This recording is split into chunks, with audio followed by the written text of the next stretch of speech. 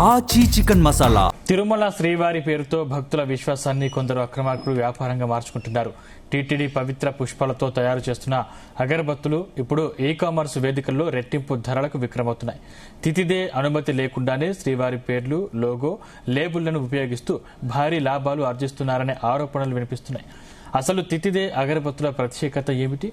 ఆన్లైన్లో జరుగుతున్న ఈ దందా ఎలా సాగుతుంది? భక్తులు ఎలా మోసపోతున్నారు?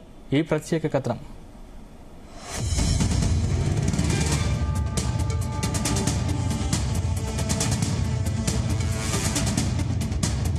తిరుమల శ్రీవారి ఆలయంలో ప్రతిరోజు స్వామివారి అలంకరణకు వినియోగించిన పుష్పాలను పవిత్రంగా సేకరించి వాటిని ప్రత్యేక సాంకేతిక పరిజ్ఞానంతో సుగంధభరితమైన అగరబత్తులుగా మార్చుతోంది టీటీడీ.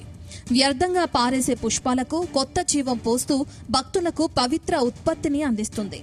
సహజ పరిమళాలతో తయారయ్యే ఈ అగరబత్తులకు దేశవ్యాప్తంగా మంచి ఆదరణ లభిస్తుంది. భక్తులు వీటిని శ్రీవారి ప్రసాదంతో సమానమైన పవిత్రతతో కొనుగోలు చేస్తున్నారు.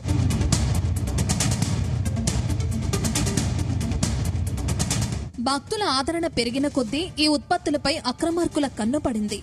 టీటీడీ విక్రయించే అగరబత్తులను కొన్ని ఈ-కామర్స్ వేదికల్లో భారీ ధరలకు విక్రయిస్తూ భక్తుల విశ్వాసాన్ని క్యాష్ చేసుకుంటున్నారు. టీటీడీ విక్రయించే కాంబో ప్యాక్ ధర 452.38 రూపాయలు మాత్రమే ఉండగా, అదే ప్యాక్ ను ఆన్లైన్లో 1035 నుంచి 1049 రూపాయల వరకు విక్రయిస్తున్నట్లు గుర్తించారు. అంటే అసలు ధరకు రెండింతలకు పైగా వసూలు చేస్తున్న పరిస్థితి కనిపిస్తుంది.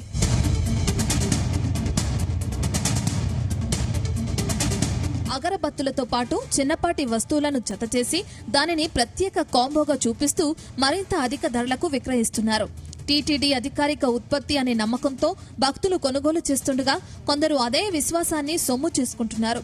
అసలు ధర తెలియని భక్తులు వేల రూపాయలు చెల్లించి కొనుగోలు చేస్తున్న సందర్భాలు కూడా ఉన్నట్లు సమాచారం. తిరుమల, తిరుచానూరు, గోవిందరాజస్వామి ఆలయం, శ్రీ కోదండరామస్వామి ఆలయం, కపిలేశ్వర స్వామి ఆలయం, శ్రీనివాస మంగాపురం, అప్పలాయకుంట, నారాయణవనం వంటి తితిదే ఆలయాల్లో ఈ అగరబత్తులు అధికారికంగా విక్రయిస్తున్నారు. టీటీడీ అధికారిక వెబ్సైట్ ద్వారా కూడా భక్తులకు అందుబాటులో ఉన్నాయి. ఈ విక్రయాల ద్వారా నెలకు సుమారు ₹1 కోటి వరకు ఆదాయం వస్తుంది.